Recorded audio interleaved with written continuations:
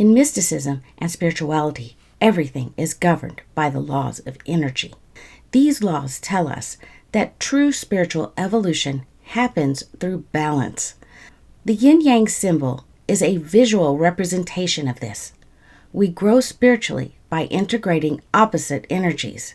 This is why mystical teachings speak of divine unions where masculine and feminine energies must unite to create something new. To understand mystical law, we must also distinguish it from two other laws that govern human reality. So number one, mystical law governs energy, transformation, and spiritual evolution. It operates on a symbolic and metaphorical level, describing how energy must balance for spiritual growth. The symbolism is based on how it feels when the spiritual energies move, combine, or transform within the individual. Number two is biological law. This refers to the natural laws of the physical world like the body, genetics, and physical reproduction. Things that are governed by science and cannot be altered through belief. And then number three is social law. This includes human rights, relationships, and societal structures. It dictates how people interact, form relationships, and define their personal identities in the material world. So, for example, in spiritual terms, a marriage is an energetic process. It is a mystical marriage, and it requires the union of a masculine energy and a feminine energy. Without balance, no transformation can happen. But if two masculine energies combine, it creates an overload of masculine energy, which mystics have called Lucifer or the evil king.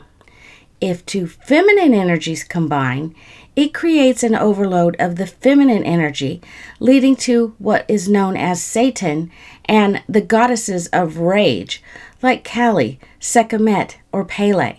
For a deeper explanation, you can see my video on Lucifer and Satan, and I'll link that in the description below.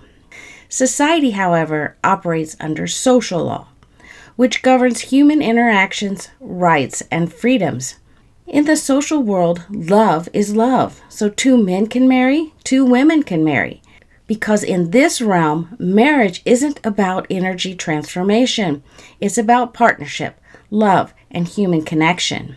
A just and compassionate society allows people to be who they truly are, to live freely, to love authentically, and to transform their bodies, if needed, to match their essence.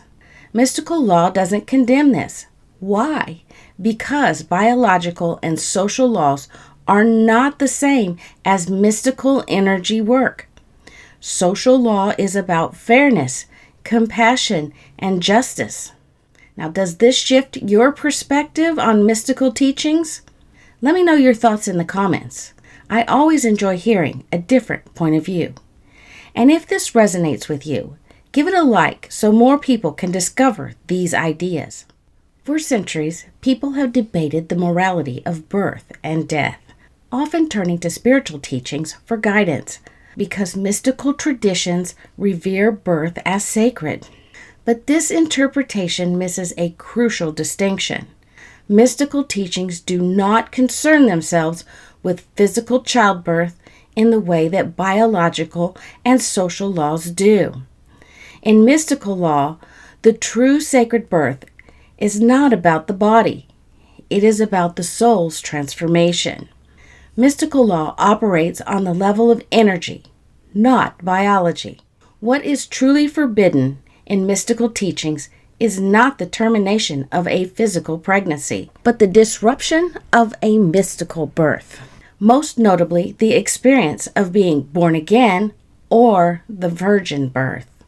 To be born again does not mean returning to infancy. Such a thing is biologically impossible.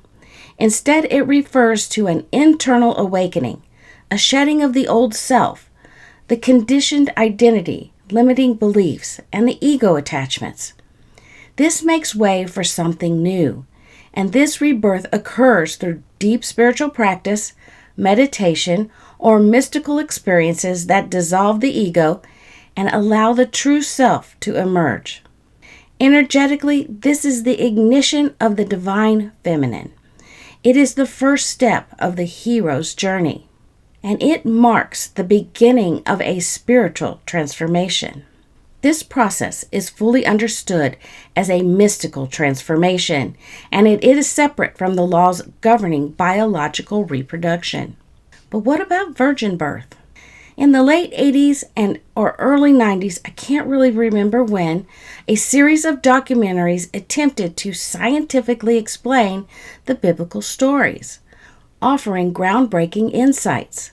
One suggested that the 10 plagues of Egypt resulted from a natural environmental chain reaction, beginning with a toxic red algae bloom that turned the river blood red.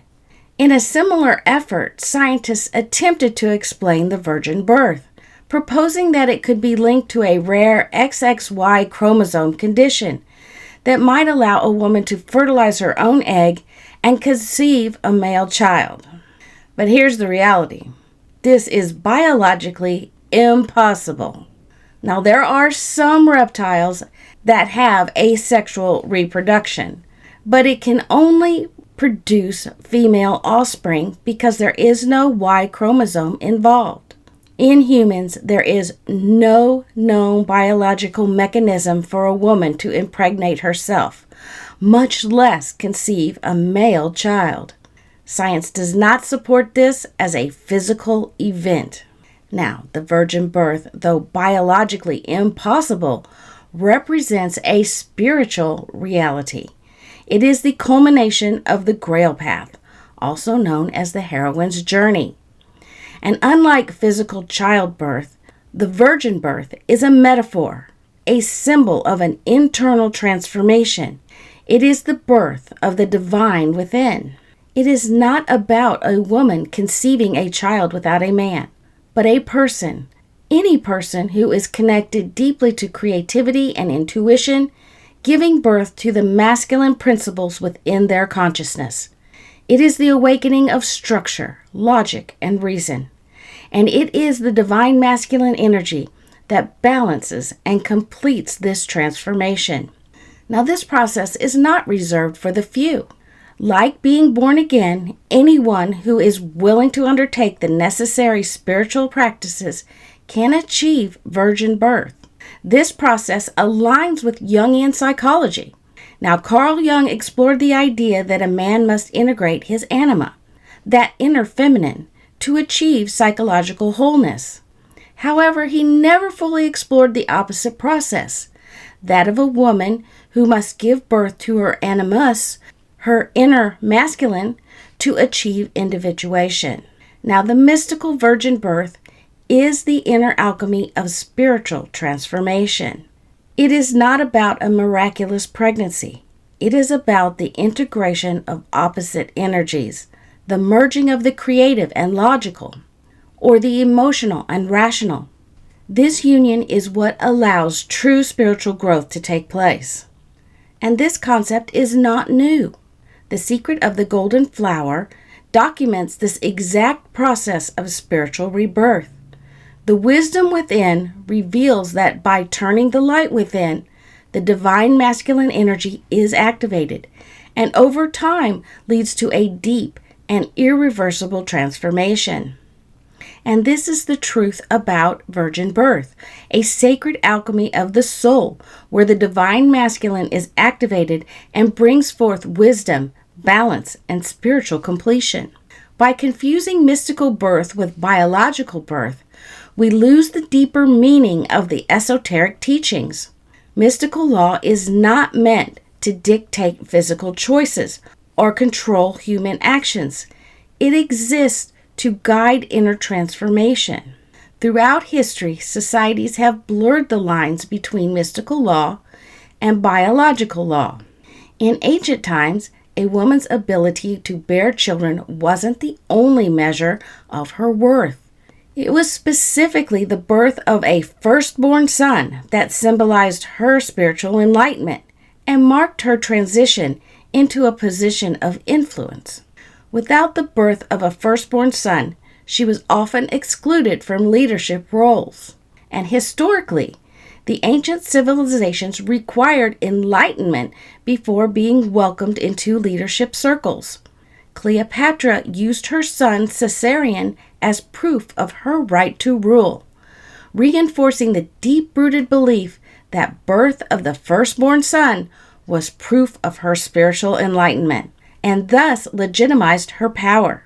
In art and iconography, she is almost always depicted with her son Caesarion or with Horus, the divine son of Isis. Modern society has a clear understanding of energy. It's no longer seen as magic, but as fundamental part of our daily lives, from heating our homes to powering our cars and lighting the dark. With this awareness, perhaps it's time to reconsider how we view mystical law in relation to biological and social laws. These laws exist on entirely different planes. One guides the transformation of energy and the soul's journey, while the others shape human rights, personal freedom, and the ability to live authentically. When mystical law is misapplied to the biological or social realm, it leads to medical tragedies and unjust restrictions on relationships. The key to wisdom is understanding which laws apply to which aspects of your life. I want to thank you for watching. If you enjoyed this video, don't forget to like and subscribe for more insights. And join me, Misapplying, as we explore the history, the mystery, and the science of the chakras, right here on Aashni Spiritual Living. And for those of you who want to dive deeper into virgin birth and how to experience it for yourself, check out my book, Experiencing the Nativity Within. It's available now on Amazon. And stay tuned for my new book, Navigating the Chakras. It's coming in September of 2025.